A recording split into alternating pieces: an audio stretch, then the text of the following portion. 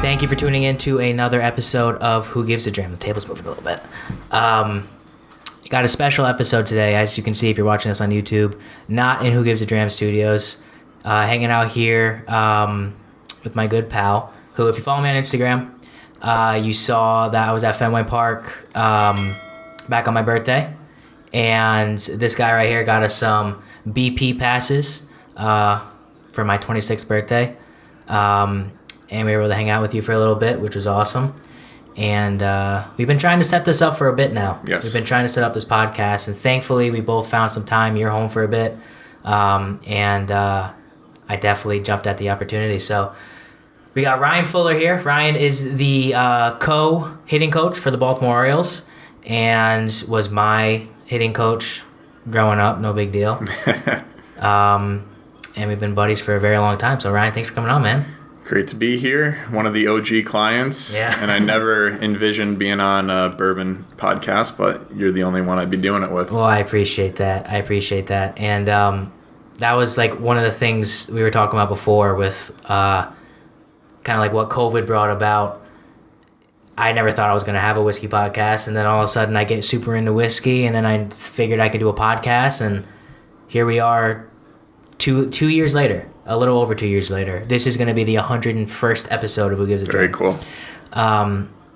So before we get into whiskey, obviously we're going to pour some Weller 107. We're going to hopefully kill this bottle. This is one of my favorite pours, and I wanted to, from when you kill bottles in whiskey, you want to do it for special moments. You want to do it for like when you're around good friends, good people, at moments that it's not just like you're drinking at home by yourself. So I figured this would probably be a good moment to kill this. But before we get into whiskey, why don't you tell people kind of what you do and a little bit about yourself? Yeah, when you and I met each other, I was from the area, just loved hitting, gave lessons on the side. I was a college coach at Quinnipiac University for a year. I was a financial advisor for a year at Mystic, and then went back to school, got my master's in teaching, was a teacher at Valley Regional High School in Essex, Connecticut, was a teacher at Haddam-Killingworth, but a lot of different hats, a lot of different careers, but all the while gave hitting lessons to softball players across southeastern Connecticut, and I just did it because I enjoyed it. Yeah. And through that, my wife, Georgia, she was like, hey, Instagram is becoming big. And at this time, I had nothing. No social media, no Facebook, Instagram. You had a Facebook? Nothing. Well, at least... Before Georgia, I had nothing. You really? All right. I won't say it on here, but I remember like looking for you, and you're like, no, it's this. And I'm like, oh, okay. You're so that trying was not after, to be found. Yeah, Ryan Reliff. So Fuller backwards once I got into the teaching game so kids couldn't see. Yeah. But she said, make an Instagram. It'll help kind of get the word out that you're giving lessons. Maybe you'll get some college guys. And at the time, it was like, whoa, really cool, like to work with college athletes. So we put it out there. We were consistent, like you said, just in terms of posting, like, hey, did a lesson tonight. Here's what we were working on. And it just started picking up steam. And at that point, Instagram was kind of like the Wild West where you could get a ton of followers. This is very back, quickly. what, 2018, 2019? Probably like 2017, 2018, around there. Yeah. So the follower Wild count went up. Hashtags were everything. That was a thing. Yep. Hashtags were, there was no like explore page really, or like any like reels or nothing. It was literally hashtags and hope someone searches that hashtag. Yep. Yeah, we knew all the best algorithms for the hashtags, everything like that. And we got plenty of clients, and that kind of helped get me to the Pit, which was an awesome facility with great technology, and to have the platform and then the technology and really good athletes, it kind of just helped those pages really blow up a little bit, and it attracted the attention of some major league organizations, and they were kind of looking for younger coaches who were self-motivated, knew how to use technology, and I kind of just fit the mold at the right time and got a couple phone calls, and the Orioles were one that really stood out. And George and I just got married in 2019. We came back from our honeymoon 2 months later. We got the opportunity, and it was like, screw it, why not? From there. Yeah. Rocket ship. I remember hearing the news that you had, you were with the Orioles, and just thinking back, and I'm sure producer Kale's behind the camera, by the way, thinking about, like, and I'm pretty sure I mentioned this on an episode of the podcast, where I remember you would come from work, wherever you were working at the time. Yep. You'd pick up me and Kale before we could both drive in Stonington, drive out to Old Lyme, and then I thought you had driven us home, but I think maybe our dad came and picked us up. I swear to God, man. I brought you guys home a couple times. Yeah. And it's just like, that's to give some hitting lessons to two kids, We were studs. You guys were good. We were okay, but it's like, it's not like we were like these number one high school prospects, and just to have that dedication, and that, like, you could tell even from an early age for me how dedicated you were to the process of teaching people to hit. And that probably is because you have your background in teaching. Obviously you have your background on baseball, but what I remember as a kid, the most influential thing during my baseball career was the fact that I felt that you actually wanted me to succeed. And that was something, as a high school baseball player, trying, with goals to play in college and however far I could go, was so important, knowing that I wasn't just another, like, not paycheck, but some more cash in your pocket, which at that time, you're a young man, you start, understanding the value of $1, and you understand, like, hey, my dad's paying for this, I gotta make it worth it. It never seemed like that. And I'll never forget you coming around, picking us up at home in Stonington, and hauling ass over to Old Lyme. Have you always wanted to coach? Is that something that you've always wanted to do? Yeah, I mean, first off, like, that's so cool to hear. Like, that's what you want as a coach, to have the people you're spending your time around to feel like, man, this person wants it as bad as I want it. Mm-hmm. And I hope that all the athletes, especially now with the Orioles, feel that way. And, like, they don't call me coach or anything like that. It's Ryan or Fuller. It's like we're two guys trying to figure out this hitting thing that is so hard to figure out. There's the hardest thing in sports. I'm going to say that on record right now. Hitting a baseball at the professional level is the hardest thing to do in sports. Some guys make it look really easy, but a ton of work goes into it. But, I mean, your dad tells me all the time, he helps me with my arm, keep it in condition for 162 games, but he'll say kin is kin. I think obviously that's like the family aspect, but also you see people who are willing to put in the effort, who have goals, who are willing to work really hard.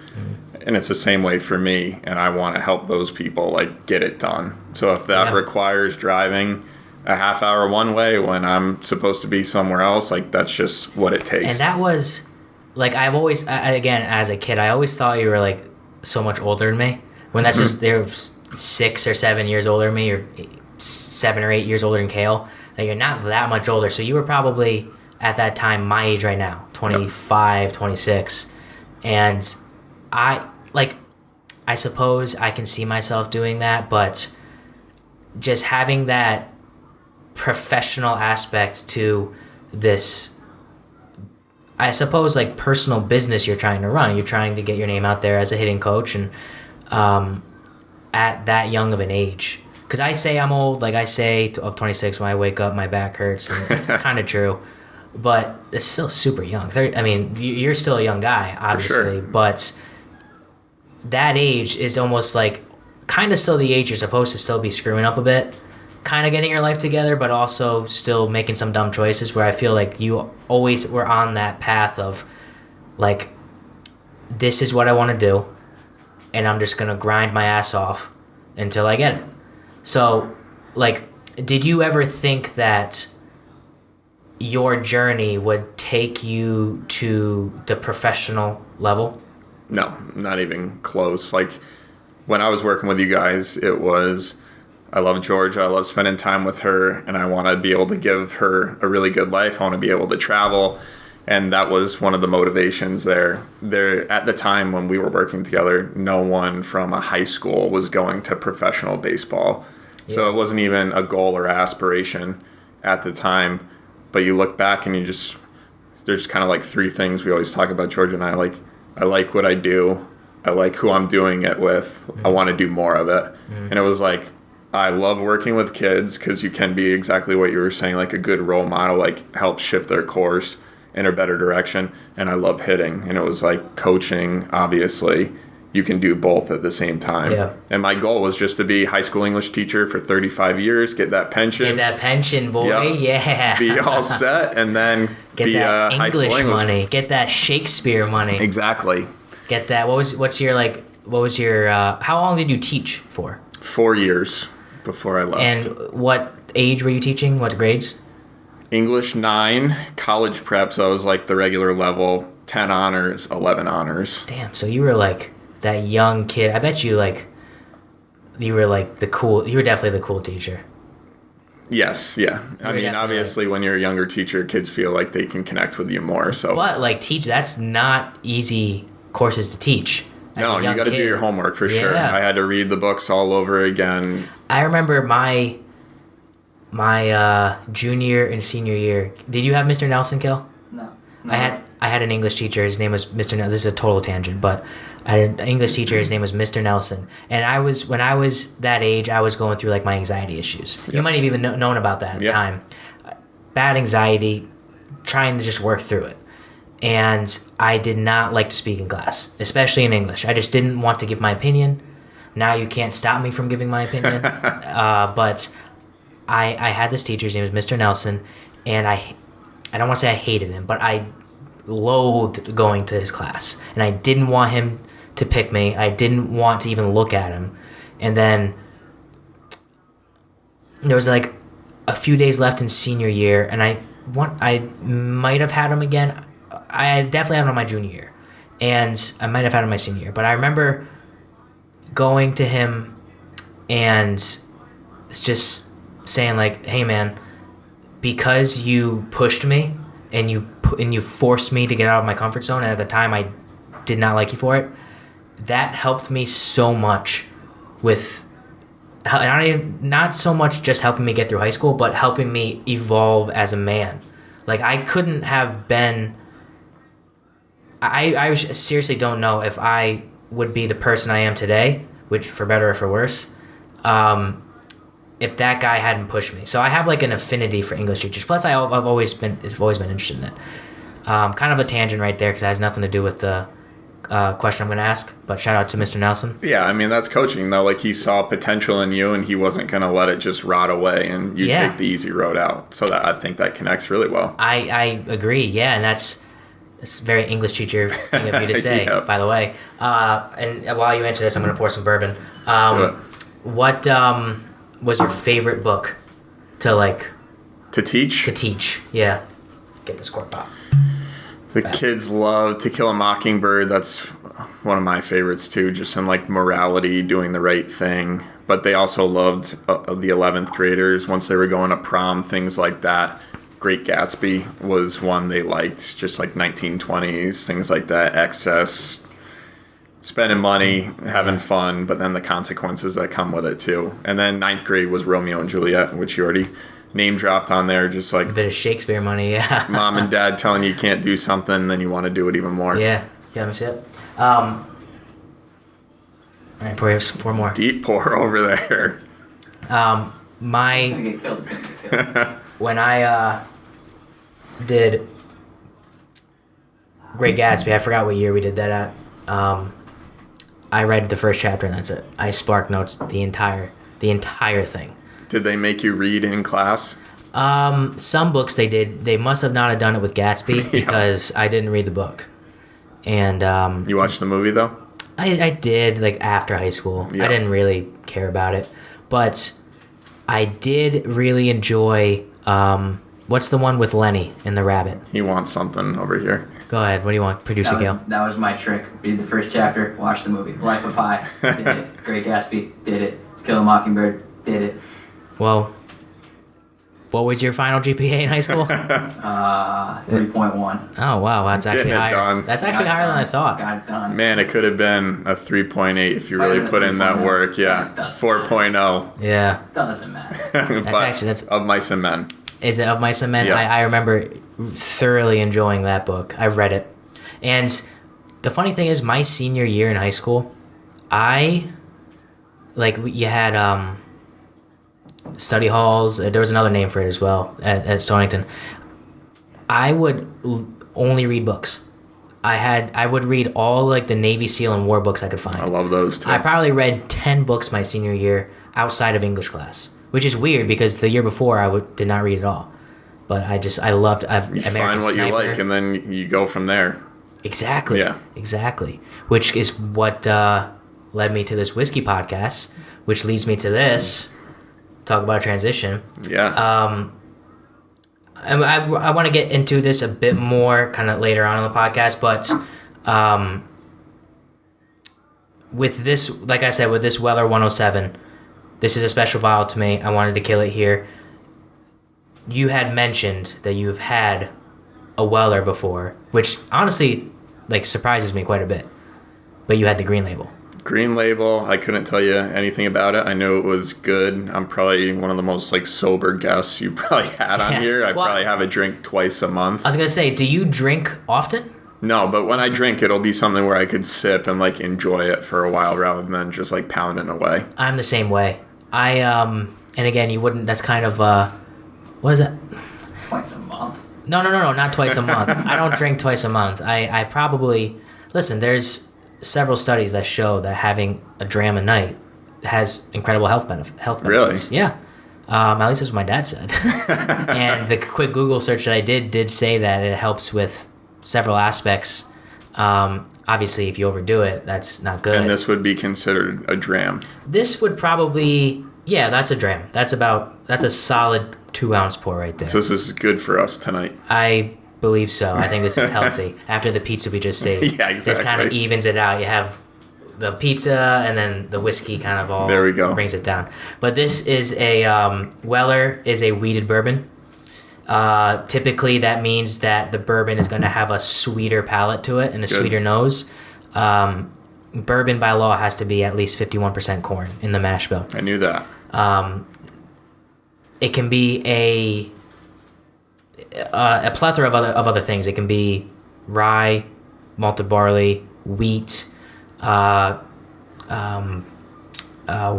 Hayden just experimented with rice in there as a grain in the mash bill. It's typically corn, rye, barley. Biggest percentage of corn for bourbon, and then rye second largest, and then barley. With a wheated bourbon, it's going to go corn at least 51%, and then wheat is the second source in the mash bill. And then I don't know if this mash bill isn't disclosed by Buffalo Trace. That's who makes this, Buffalo Trace. But it will probably be malted barley, so there's probably no rye in here. That wheat is naturally a sweeter grain, so you're going to have that more vanilla, more kind of classic bourbon taste to it. A butterscotch, a caramel, vanilla. You're not going to have too much of a baking spice to it. So with rye, a lot of times you get a rye spice. You almost get like a baking spice. You'll get like a nutmeg. You'll get something along those lines. Oh, like a little tangy. A bit, yeah. A bit. But with this, it's and I prefer wheated bourbons because of that. It's a bit sweeter, just naturally. You might sip it and say there's nothing sweet about this. Yeah. But what's cool about this? It's 107 proof, meaning that it is 53.5% alcohol by volume. So that's fairly high for a wheated bourbon, which I believe helps express some of the qualities in the palate a bit more. There's no age statement on here, so we don't really know how old it is. It's going to be a mixture of barrels, probably, if I had to guess, anywhere from 6 to 10 years old, and they just mix it together until they get a consistent taste profile. But that's what we're drinking. So in case you were curious as to exactly what we were drinking. That's the best introduction I've ever had before I take a sip. Yeah. Before. That's amazing. So I want to make sure that you have an idea. So I'm going to take a sip. I'm thirsty. Cheers. Kale. Shanta. I already started sipping. We probably should have nosed it before we sipped it. I took a little. If you when you nose bourbon, it's important to open your mouth a little bit. It opens up your sinuses, and it lets the aromatics travel from your nose, kind of goes into the back through your mouth, so you kind of get like a full-bodied experience with it. So that's why if I'm smelling it and my mouth's open, I'm not like lost for words. I'm just actually. But I get with this a lot of butterscotch, a lot of like a darker sweetness, almost like a brown sugar aspect to it. Same thing on the palate. This is just such a tasty whiskey to me. Almost like a dessert whiskey. Yeah, it's good. In a way. Why else do you like it so much? Like, why is this one a special one? It was a bottle it's a bottle that's hard to get, and I was able to find it for what they say retail. This bottle can be sold for like $200. Heck yeah. It's all right. I bought it for $45, which is like its retail price, which was one of the advantages of working at the liquor store. It was just one of the last times I saw you. Was getting bottles like this, and I could just say, set it aside, I'm going to pay cost, or a little bit, whatever we would sell it for, like, to the good customers. Yep. So it was one of the first bottles where I was able to buy it and be like, wow, this is Weller 107. This is huge. Plus it's weeded, which I love. And I love the proof point, 107. Anywhere from like 105 to 115, 116 is like a sweet spot for me. So it has like all my favorite qualities wrapped into one bottle. And if you can find it for a good price, I mean, I'll spend $45-$50 on this every week if I can. All right. So it's the good stuff. I had Angel's Envy last night at dinner in preparation for this too. So my 2 drinks this month are going pretty quick. Well, you had the Angel's Envy bourbon? Bourbon, not the rye. Okay. I've had the rye before too. The rye is interesting, and it's so funny you mentioned that because I was listening back to, we were just mentioning Nick Bossy. I had him on the podcast around a year ago, and we drank Angel's Envy rye because that's the only whiskey he had for the most part. That wasn't like a flavored Jack Daniels or something. Yeah. And I had never had it before, so I was all pumped. And the funny thing about Angel's Envy rye is that it's actually finished in a rum cask. Yeah, that's what makes it sweet, right? It has like a molasses sweetness to it. I've never had the Angel's Envy bourbon though. I've never had it. Okay. I've had hundreds of bottles. Never had Angel's Envy bourbon. Like very smooth, sweeter. It's kind of like a dessert. Yeah. Port wine. I don't know. It's probably not to that extent, but it's like super smooth and sweet.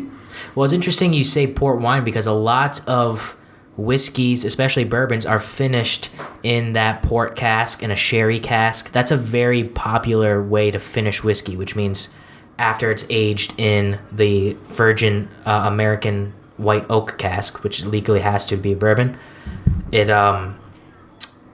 put into like a ex Pedro Jimenez sherry cask or an Oloroso sherry cask or a French port wine cask, and it sits in there for a few months, and it absorbs those flavors that are from that spirit into the whiskey. That's a very, very popular way that distillers try to make their whiskeys unique.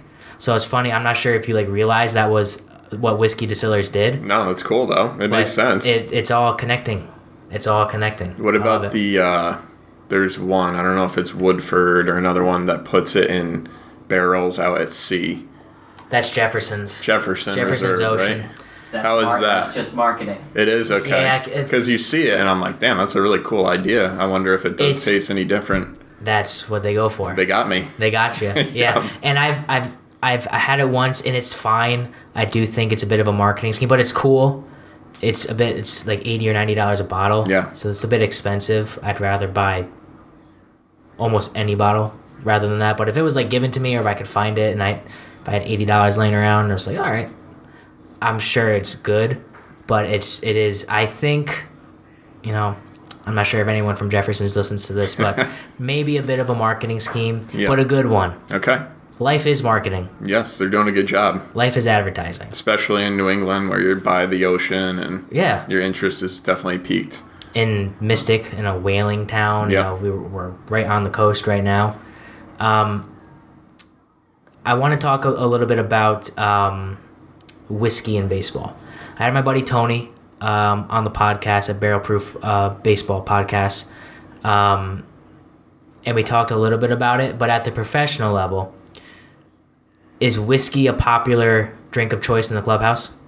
Yes. And especially my partner in crime, the other co-hitting coach, Matt Borg-Schulte. He's a big bourbon guy. And Gotta get him on the podcast. Yeah, he would be much more knowledgeable than I am to talk to, but he is willing to drop some good money for the good stuff. And after good wins, he's usually pouring something in there. And usually the other coaches are saying, hey, can I have a little bit of that? Maybe not knowing what they're drinking, but just knowing like, oh, it's a bourbon, like I'll have some of that. So it's definitely popular. We loved the Colonel. Colonel E.H. Taylor. Yes, that was a good one. Kale has a big stupid smile behind the You camera. like that one, Kale?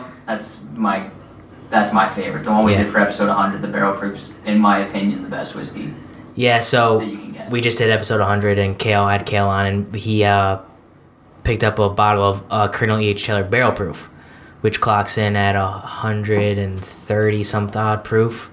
And that was like what we call in the business our unicorn bottle.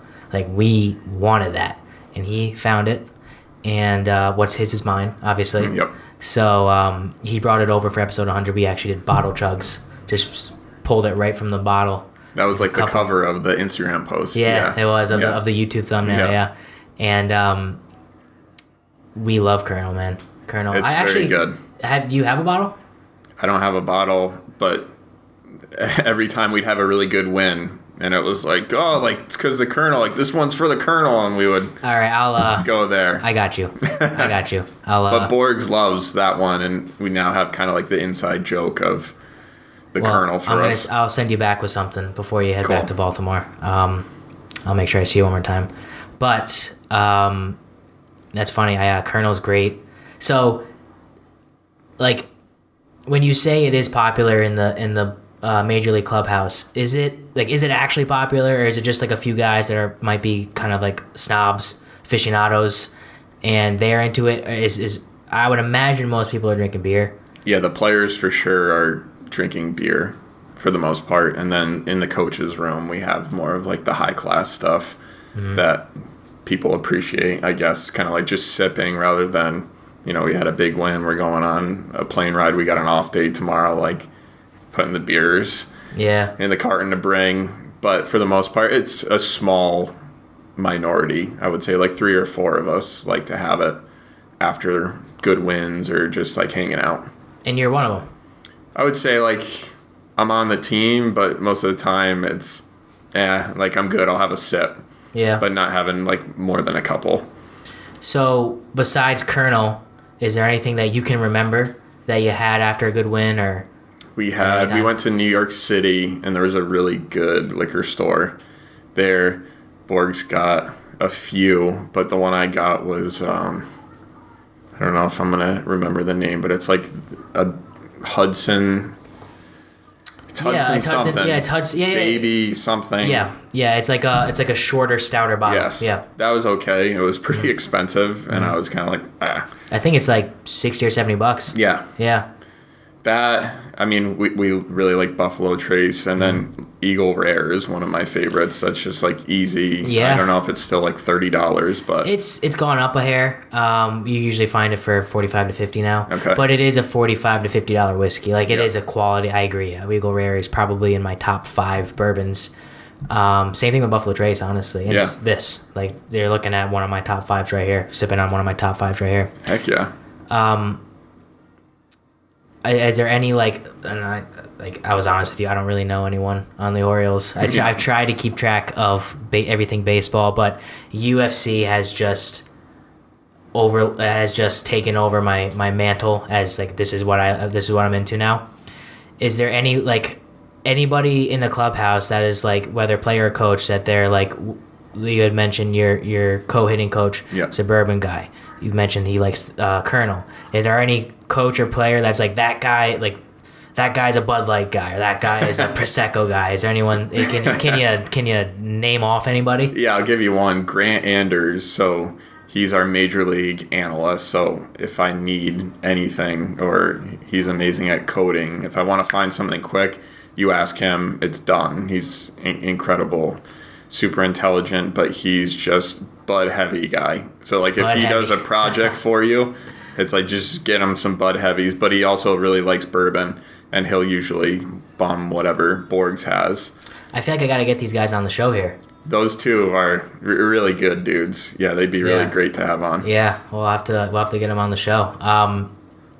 So kind of shifting back into more baseball talk, because the last time I saw you was at Fenway, and I know you were at Fenway earlier in the year, but growing up here,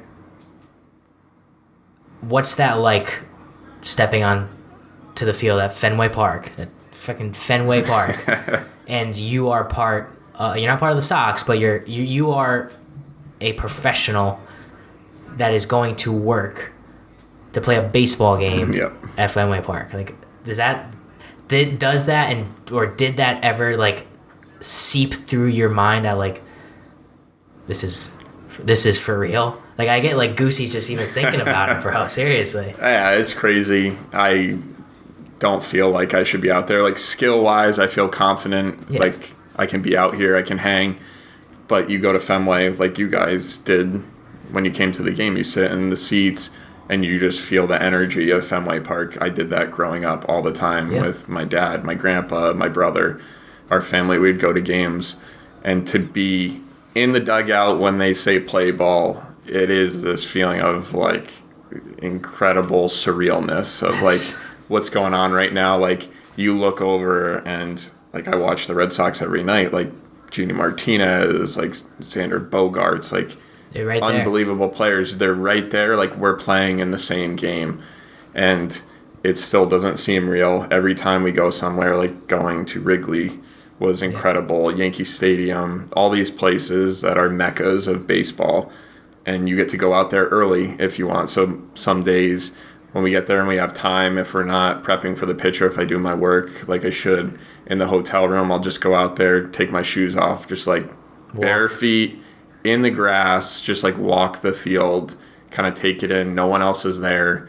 No one's yelling at me to get off the field. Like, I can be there. It's a really cool feeling. I hope I never lose it because it's special.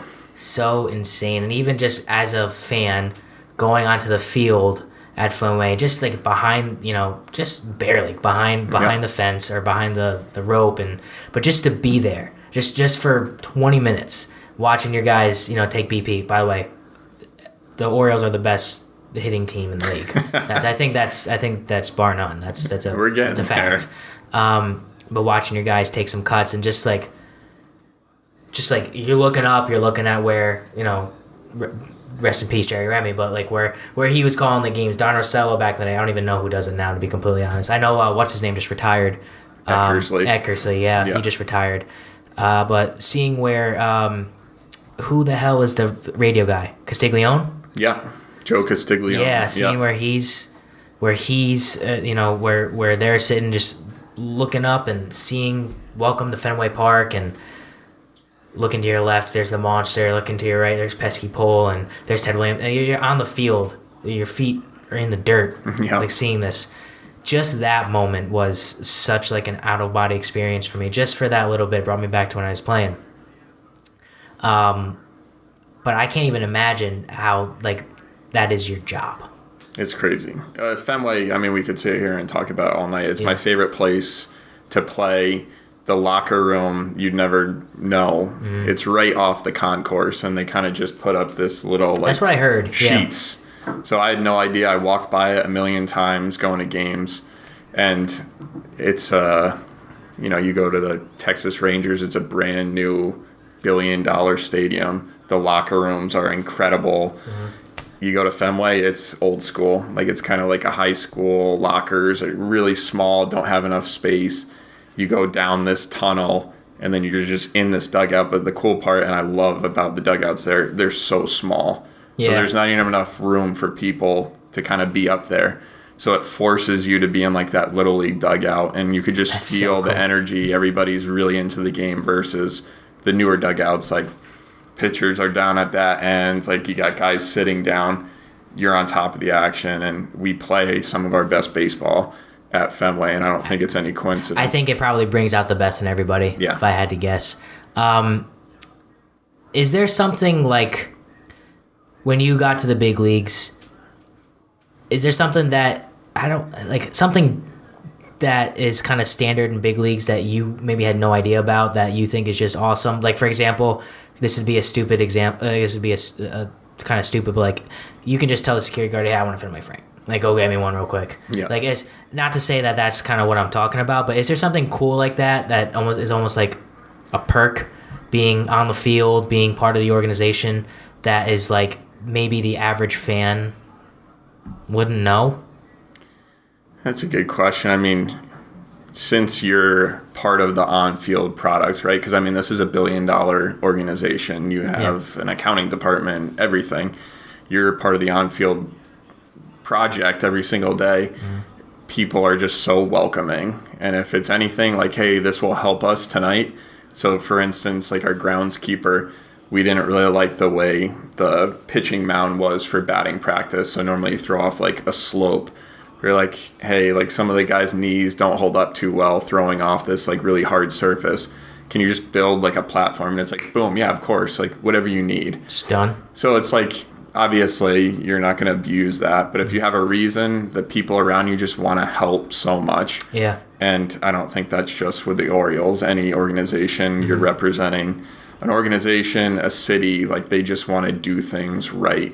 So anything that's going to help you prepare or win that night, the people are totally on board. And that's for anything. Like you go on the plane, we have the same stewardesses every single time. Yeah.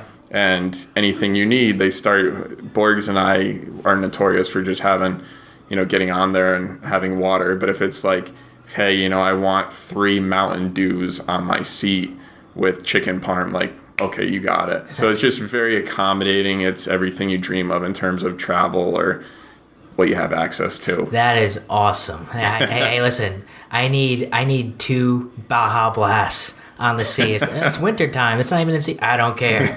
Get it done.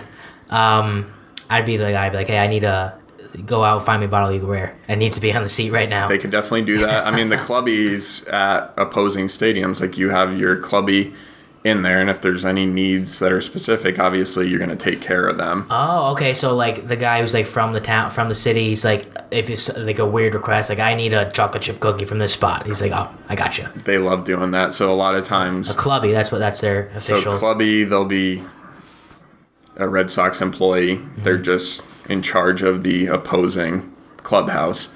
So anything you need. If, we were talking about Regina's Pizza before, like, hey, man, like, I've been craving it. Like, they'll find a way to get it there. Obviously, you take care of them after for doing that service for you. Yeah. But usually, like, St. Louis, you're having barbecue post-game. Yeah. New York, the spread's incredible, like, if you want to strip, whatever it is. So they're awesome. Like, if you have a desire like that, they can get it done. So here's a question I'm just thinking of now. It's kind of a standard question as well. Other than Fenway, I would imagine Fenway's your favorite spot to go. Yes, no doubt. Is there... Exclude Camden, too. Excluding Camden, okay. Camden's great. You can't have home field biased here. Yeah. And by the way, I've always wanted to go to... So, like, one of these days I will I hope you fly guys down do. to Baltimore and go to Camden. I've never been there. I've heard it's one of the most beautiful ballparks in the country. And I will go down there, which is weird because isn't Baltimore not, like, the most beautiful city? It's coming. It's coming? Yeah, like George and I were just driving to come here to Connecticut, and the path we took, there was a brand new Patagonia store. Ooh. And we're like, holy smokes, like, they don't put Patagonia stores in, like, in Baltimore. Rough parts. Yeah. So it's, like, definitely on an upward trajectory. That's awesome to hear because Baltimore is so, like, the Orioles, maybe they haven't been the best organization in the past, however many years. That's in terms of wins wise, success wise. That's obviously going to change, but there's a lot of history there. Same thing with the Ravens. Lots of history there. Have you been to a Ravens game yet? We have not, but that's something we got to do. Yeah, Lamar's a stud. He is. Are you a fantasy football guy? I'm not. No, especially. I mean, we did it for, I don't know, when I was teaching high school, and you just get into like 6 leagues. Yeah. And then one team does horrible. I just lost interest. It was too much work. If you can't go in. I think the max amount of teams you can have is 3 at the most. I think that's smart. 2's a bit of a beast as well. We have a family league. I only have one team. Go all in. I'm 7-1 right now, so no, watch out everybody. But I think the winner probably gets what, like $200? $200. So it's nice. I mean, that buys you a solid bottle of bourbon. Buys you a few of those if you find them at retail. Yeah. What's your favorite park to go to? I love the old school ones. Going to Wrigley was awesome. Fenway, obviously, being the old school one. But the new ones they're building, like the Texas Rangers new stadium, Globe Life, unbelievable. I mean, you're right next to the Cowboys Stadium is right there. Yeah. So it's just this facility. You drive up and you can see from, 20 miles away, just these like humongous stadiums waiting for you. Yeah, I would imagine. So that is it's kind of the great. Opposite of Fenway. Like Fenway is almost like you see it coming, but it's kind of hidden over there in the north end. It's like, where is it? You look for the Sitco sign. And then you're there. But it's almost like its own little community. Yep. Like I know it's the case for a lot of football stadiums, like Gillette, kind of like it's its own entity, whereas Fenway is literally it weaves right into the city. Yep. Along with Yankee Stadium, along with I was about to say Shea Stadium. City Field. Yeah. All kind of part of the community, and I think that's a pretty funny or fitting metaphor for baseball, because baseball is just our pastime. Baseball is woven into our culture. I think probably more than any sport, if you really peel the layers back, baseball has always been there. One thing I was thinking about on the drive over here is I wonder what Ryan does as like a pregame ritual, like a pregame routine. So do you have anything that you do specifically before every game? Because I'm not sure if people know this listening, but it's an 162 game season. So it is the grind of all grinds. Baseball is. Is there something that you do every single day that kind of puts you in that right mindset to have your players rake? Yeah. I mean, it's totally different. In 2021, I was in AA as the hitting coach. Right. And sometimes you don't have access to cage before. So usually how it works is you have early hitting we usually have it around like 2:30, 3 o'clock. Then you go back to the cage, get the rest of the guys their prep routine in. Then you have a meeting, advanced meeting we call it. The pitcher tonight, maybe a couple key bullpen arms. Go out to batting practice. Come back from batting practice, we got like a 10-minute window to eat. Yeah. Or else you're not eating for the rest of the night. And then it's guys are coming in the cage. We got machines cranked up. We're throwing, trying to simulate the pitcher. Mm-hmm. And then it's, okay, I'm sweaty. Like, go wash your face quick, throw on a new shirt, and it's game time. That's in the big leagues. In AA, we would have a lot more time. So after we'd have batting practice, guys would come in the cage, but I'd have like a half hour, 45 minutes. And I'd always just go find like a quiet spot and just like meditate, kind of like do breath work for like 10 minutes, where it was just like the whole day's been super fast. Like, this is just like my time. That's in AA? That was in AA. So in the big leagues, I had to do this in the morning. So if we're away, do it in the hotel room.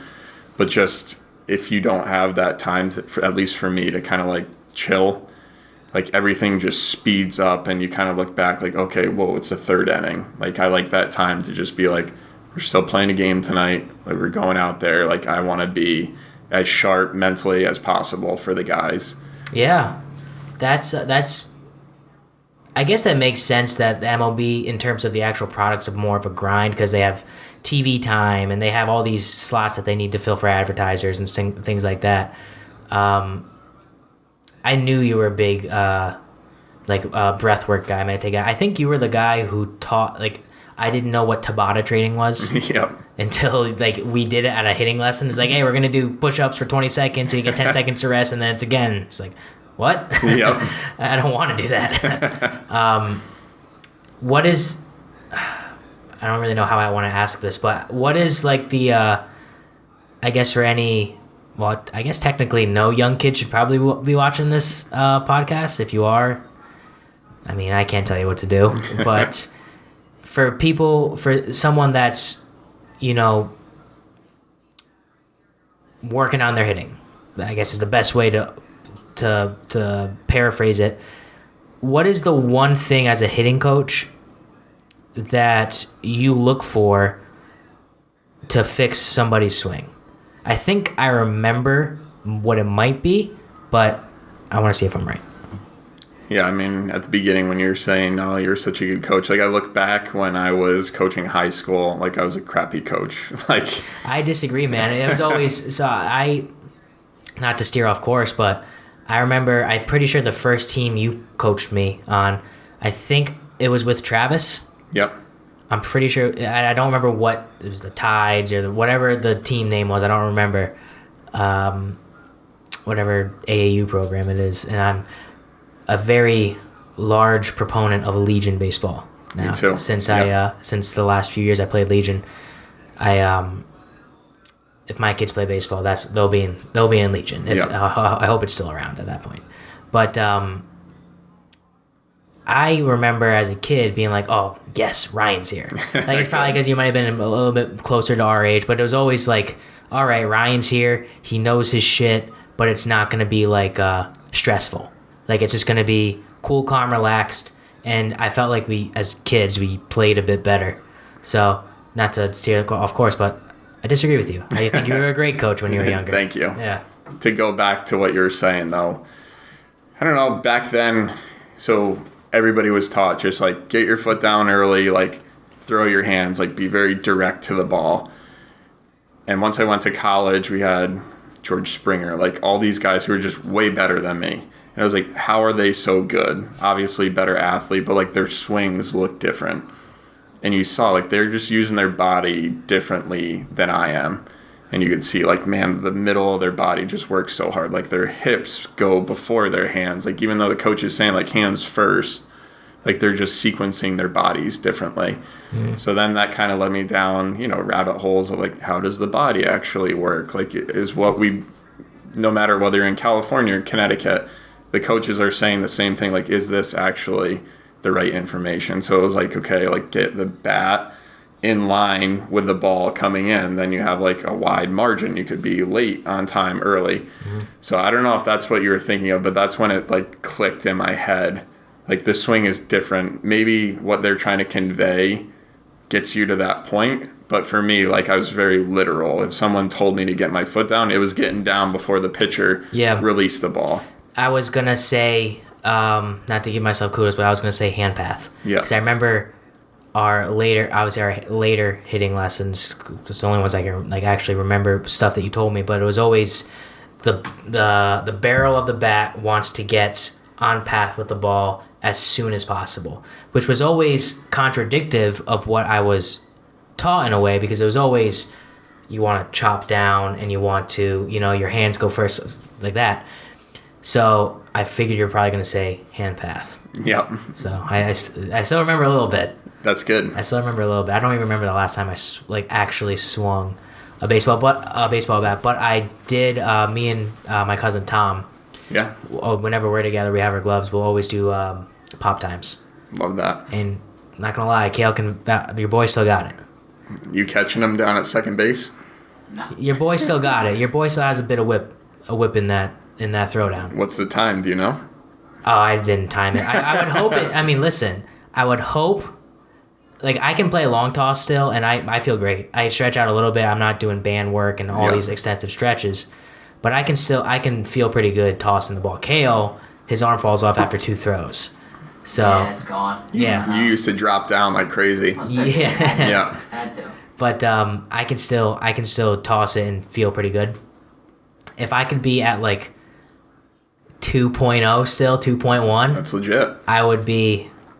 Listen, I for years after I stopped, I was always like, man, maybe I should just like get back into it. Like 19, 20 years old, like I can get into it. I can still be a pretty good catcher. But was there any points in your hitting career where or your coaching career where you knew like, okay, this could become like an occupation rather than just a hobby? No, I thought like my highest level would be head coach of a high school team. Like that was my goal. And at HK, there's a legendary coach, Mark Brooks. He's been there for 45 plus years, and he's still going. So it was like, I'll work under him when he decides to retire. I hope he never retires because he's an unbelievable coach. But yeah, that was my aspiration, just be a high school English teacher, a high school baseball coach. Didn't even know this was possible. But once I got to the Orioles and you started to work with higher level players, like I told you, during COVID, they had this thing called the alt site. So the big league guys, if they got hurt or someone got COVID, there was a small pool of players that would just go up to the big leagues. So it was like your small AAA for that year because there was no other season going on for the minor leaguers. I was super intimidated when I got told I was going to be there. Never had really worked with anybody above college, like low minor league guys. Yep. But I got up there, and Anthony Villa, he's the hitting coordinator for now for the Orioles. The two of us, two young guys, never really coached upper levels before. You just saw, like, man, we're doing this. Like, the guys like coming in here. What we're doing with them on the field and in the cage, it's showing up when we have these games that we play against our own pitchers. And then the really cool part was when guys would go up to the big leagues, they would have success. And obviously, that's not just because of the work we did, but you feel like a small part of, I helped prepare him for that moment based off what we were doing. So that was kind of the moment where it was, okay, this is the same. Different motivations. Guys, obviously, there's money involved. Careers are on the line. But when you're at high school, you want to make the team. Yeah. You want to have success. It's the same thing. And these guys, if they feel like what you were saying, do you have good information? Do you care about me? And you're going to have feel. That's like a very baseball-y word, like having feel. Like the coaches who come in, if Anthony and I went in and said, like, you need to do this. If you don't do it, you'll never make it. Like the guys would have been like, out. Yeah. Screw you. And it's like, do you have the patience to kind of say, like, hey, when you're ready, like I got something for you. Maybe it's a month, maybe a week.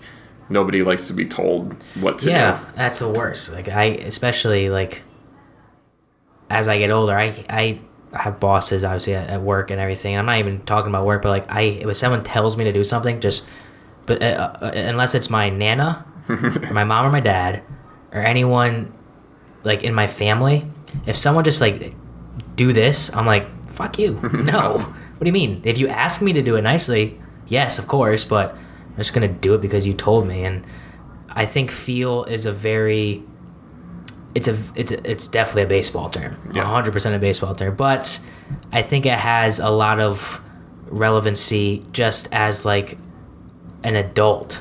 Big time. Like you need to have feel in a job interview. You need to have feel if you're talking to a client. You need to have feel if you're, if you're bump into a stranger. Like, oh, this guy is a psycho. I probably shouldn't have a conversation. Or, oh, this girl's pretty cute. She seems into me. Maybe I'll ask her on a date. Like, there's feel in every single aspect of life, I think, or I know. But at the same time, it really translates over to baseball well because it's such a mental game. Yes. Which I know I'm not saying anything you don't know, but one small event could ripple into like having the yips or just going 0 for 30 at the plate, and it's like, what the hell am I doing wrong? Yeah. There's a good question. If someone's in a rut, what's the first thing you're looking for?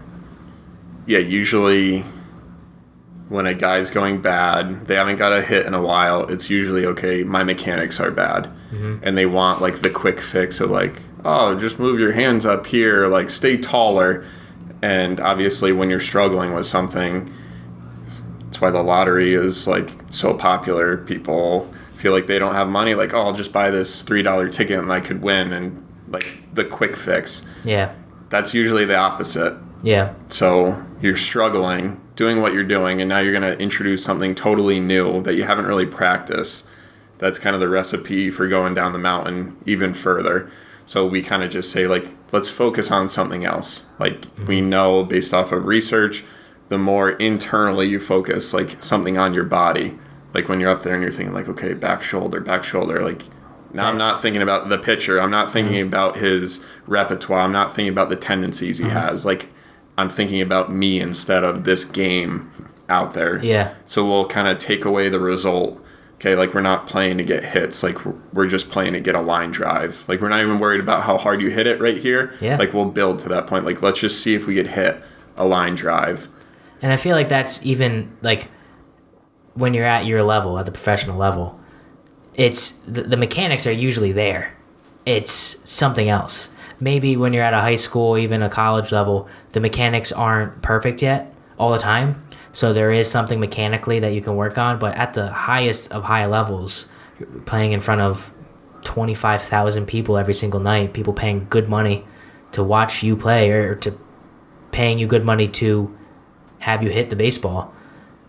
It's usually, I would imagine it's more times than not, it might be something a bit mechanical, but it's more so like internally, maybe confidence or your mind's wandering when you're trying to hit a 95 mile per hour fastball or like an 87 mile per hour splitter or something like that. It's like that's not an easy thing to do. You really got to be dialed in. You do. And I think people forget, like you said, 162 games. And this is usually like some months you're playing 28, 29 games in 30 days. Like you have to be performing every night. Different cities. Different cities, travel, getting in late, sleeping for 2-3 hours. And we were just talking about Bryce Harper, like the World Series is going on. Like this guy has performed over seasons and he's performing at the highest level. And you forget sometimes over the course of 1 year, like you lose a family member, like something bad happens in your life. There's day-to-day things like people are pulling you to do this interview. You're being pulled in different directions, and that's a lot to handle for anyone. And then, by the way, you got to go out tonight and face Garrett Cole. Yeah. And people are expecting you to get good hits. luck. Aroldis Chapman's on the mound tonight. Yeah. So it's incredible all that goes into it. And for me, that's been like a really good like wake up moment because you see these guys and it's like, oh, they should be doing this. It's like normal people, normal problems. They're just on stage every night and they have people talking about them the next day. And no matter what they say, like you hear it, but you try and do the best you can to stay off Twitter, social media. Don't listen to anything. Like focus on the controllables, as cliche as that is. And just because you mentioned social media, I do want to bring up, and we briefly hinted at this earlier, your Instagram account, Fuller Hitting, popped off. I mean, you were just hammering it. And I remember like seeing a new post from you every single day and just being like, love this, love this. See a video from the pit, see a video, maybe you're out on a field somewhere, and it's just like, I remember this, and this is awesome. How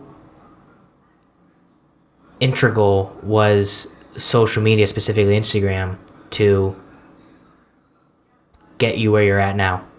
Everything. Yeah. If it weren't for Twitter, Instagram, just the people who are looking at it wouldn't have known about me. And Southeastern Connecticut, we have a great baseball area. Great baseball community. People who really care about the game, who are really good. I have great mentors here, but scouts aren't coming to the pit on a Tuesday night to look for the next, minor league hitting coach. Yep. So with that, it was just the eyeballs that got to see, like, hey, this guy, like, doesn't know exactly what he's doing, but he's trying new things out, like seeing what works, like curious. Yeah. That piqued the interest of people like Matt Blood, who is the director of player development for the Orioles. And without it, I don't think it would have been possible. Crazy. That's insane. And, I could get into a whole tangent of how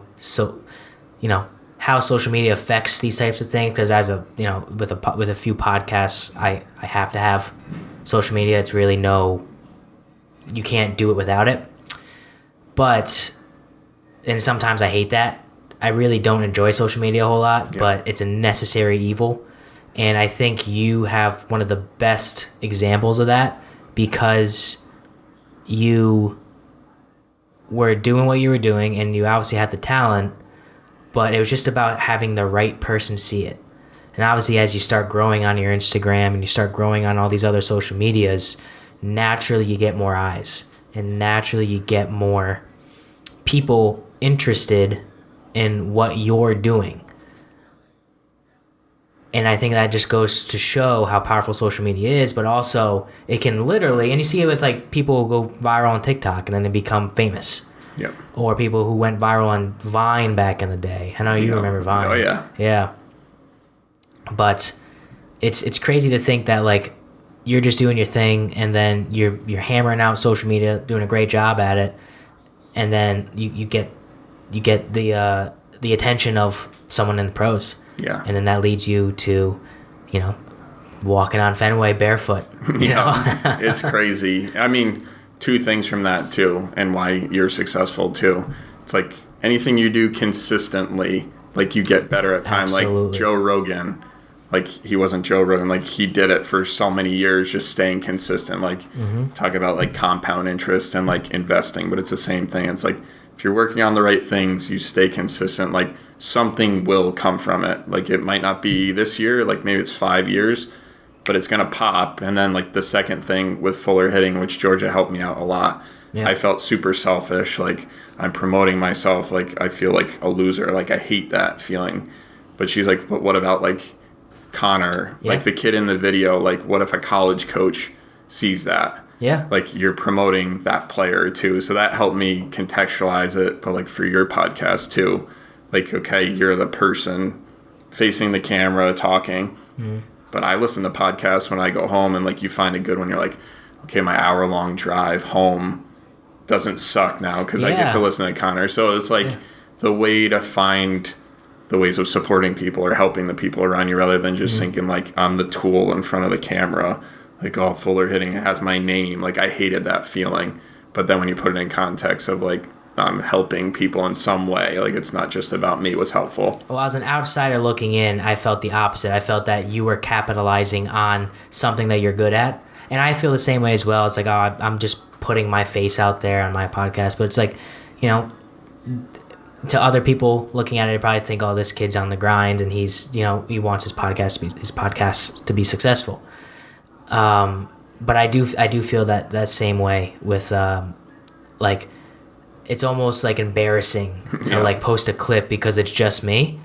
But then I get so many messages and like, I don't give a shit about likes, but like I get people who reach out to me and like with like laughing emojis and stuff like that. And that's like makes it worth it. You're connecting with people you would never have connected with before if it weren't for that medium. Exactly. Yeah. There's so many people that I've met because of this.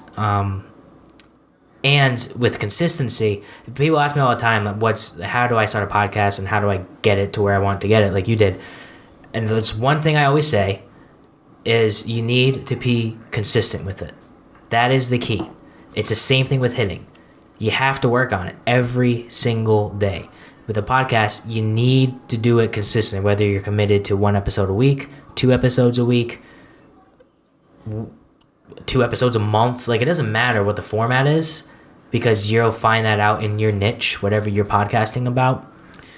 Like, if you just have like a Call Her Daddy type podcast, you're trying to get that off the ground, A, good luck. Yeah. B, if you're doing it once a month, probably not going to get that many listeners. But if you're doing a niche whiskey podcast or you're doing a podcast or you're doing hitting content and it's like you're posting every single day, you're doing a podcast or review every single week, sometimes twice a week, you're just staying in front of these people for so long, it just ends up becoming something that it's like, if it were to go away, people, even if they don't really listen or don't really consume your content, it's like, where did he go? Yeah. I remember thinking that when you kind of backed off on doing your videos, it's like, where's Fuller Hitting? I always see your daily inspirational quotes and the stories, but where's the hitting content? And it makes sense, being in your position now that you kind of take you take your foot off the gas a bit there, but I loved watching you come through. I still remember like when you created the account, you had a few hundred followers, then next thing I looked 5,000, next thing I looked 15,000, 20,000, 25. It's like crazy, holy shite, as they say in Scotland. So before we close it out, I do want to ask where, like, if you had like a 5-year goal, is there something that you want to accomplish, whether it's professionally or personally? Like, you don't have to get too deep. You don't have to be like, oh, I want to, have a kid or something like that. But like, is there anything that you have your mind set on pretty hard for like the next 5 years, or anywhere you want to take, whether it's your brand, Fuller Hitting, whether it's your coaching, whether it's anything? What do you have your mind set on? Because you're the type of guy where if you have your mind set on something, you're going to do it. So I'm interested to hear this answer. Yeah, I mean, never thought we'd be here doing this, me or you. Like, so cool. But I never had the goal of being a major league hitting coach. Like, that wasn't something like, I wake up in the morning and I write it on a notepad and put it on the mirror, I'm going to be a major league hitting coach. And really, the only thing I do on a daily basis, I have this thing called a Panda Planner. And it's pretty much just like you have your month, your week, and your days. And I kind of write down, most of the time, daily goals. And even it's just like my to-do list. Yeah. And it's the things I consider to be meaningful. Like, you read for a half hour. Like, I do my breath work for 10 minutes. I study whatever it is, baseball related. My week goals, like bigger goals. And then, like, I don't have anything beyond that. Like, there's no 5-year plan. Like, I want to be so-and-so's hitting coach at this level. Like, it's... Wherever life takes you. Wherever life takes us. I hit a goal this year in the minor leagues. Georgia lived in Groton at our house during the season. And I was away. We were away from each other for 8 months. Like, she didn't sign up for that. When she married me, she married a high school English teacher who had the summers off, and we went to the beach every day. So that was like, if I ever make it to the big leagues, like, she's coming with me wherever I go. And now that I'm there.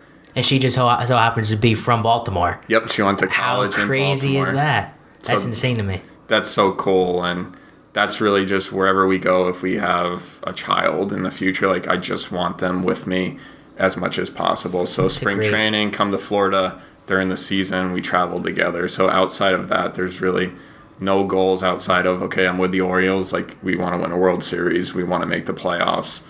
Like, that's this year's goal, and whatever happens after that. But it really boils down to the daily goals. I've always struggled with that. I've always thought I've had to have been a long-term planner, because I like things black and white. I like to know what I'm doing, but not to get dark on the podcast. And Kale might even agree with this as well. But, obviously we had, shout out Uncle Craig. My uncle passed away a few months ago, and that really, it was sudden and everything like that. And that really set in my head, like, I don't know if I'm going to be here tomorrow. I legitimately don't. I don't want to worry about the little things. I don't want to worry about what I'm going to be doing in a year. I don't want to worry about, Connor, you're 26, turning 27. You should start looking into houses and stop paying rent, and you should get your new podcast. Like, screw that. When it's time, it's time. I'm just going to live every single day. I'm going to be happy. I'm literally happy when I wake up now. And I'm not just saying, like, I'm legitimately, like, it's easier for me to wake up because I woke up. And when you say, like, I don't have anything over, like, a week almost, that I can relate so much to that, especially recently, because it's just like, why you want to have your contingencies in place, but why worry? Yep. You're going to be fine. I'm going to be fine. Kale's going to be fine. We all, at the end of the day, we have people that love us. We have people that will do anything for us. We have great families. We have great friends. We live in America. Like, what's the worst that can happen today? Oh, you might have a bad day at work. So what? Yeah, you might get let go. You might get fired. So what? There's another job out there. Oh, you might, who knows? Like, I can't even think of any, because I'm trying. I refuse to have that, like, long-term negative mindset anymore. So, not to make things a little bleak. No, I don't think it's bleak at all. Like, I don't want to say anything because that was so well said. But it's when you think long-term, I'm not in control of so many things. Like, I'm in control of my planner, what I get to do with Georgia, our family. But then I also work with hundreds of people. Like, they're going to throw curveballs that affect me that I'm not aware of. No pun intended. Exactly. So it's just like there's so much outside of my control. But the things I can control usually comes down to, like, today. Yeah. Like, what I get to do, I have no idea where I'm going to be. I have an idea of where I'll be 8 months from now, but it could be totally different based off what happens 3 weeks from now. I totally agree. All right, well, we're at an hour 10. I mean, we've already said you can find Ryan. His Instagram is at Fuller Hitting. Do you have anything else that you want to plug? I mean, usually people have like something, but I feel like Fuller Hitting and you're just Go O's. Go O's, yeah. For Baltimore Orioles, go follow them. But I seriously, man, thank you. This means a lot to me. This just being here, hanging out with you, it meant a lot. You know what you did for me on my birthday, and being on the field and getting the pictures with you, and just being able to hang out. But this is just awesome. I feel like this is like 10 years ago. Like just driving up to hitting lessons in the car. Yeah, I had an Audi. It was an now Audi. we have one car and it's a Hyundai now, so times change. You were whipping the Audi. I was actually driving an Audi. I was a little bit younger than what you were at the time, but I had an Audi. I had an 07 Audi A4. So sweet. Sweet. Yours was an automatic? It was automatic, I had fun of him because I said, "Oh, why'd you get a white one?" Yeah. You can't see dirt on the white; you can see more on the black. And that kind of stuck with me. That's right. Kale does say that quite That's a bit. true. Kale does say that quite a bit, yeah. Which you would think is like the opposite. Like black is dark, you can't see dirt, but you're actually absolutely all the scratches, all the mud. All the Very mud. Specifically. Well, smart. Thank you again for coming on, man. Yeah. I appreciate it. I'm looking forward to more games, more BP games. passes. Yeah, more games. You know, I will get a long toss in. yeah, we get a long toss at Camden. But hopefully more whiskey consumed. You know, Sure. I think whiskey is a great. It brings people together. I think more than any other spirit. I think people can sit down and enjoy a whiskey, and these conversations are the result of it. I think that's what makes whiskey special. That's why I love it. So hopefully we can do this more. Please. Obviously you're invited on here anytime you want. Very cool. But hey, man, to the Orioles, to good health, and to not living past the moment. Love it. How's that? Well said. All right. Nothing else to say. That's we're gonna close it out there. That was probably the most profound thing I've ever said in my entire life. So thank you everybody for listening and watching. Make sure you're following along at Who Gives a Dram, and always remember, whiskey's the water of life. So let's start living.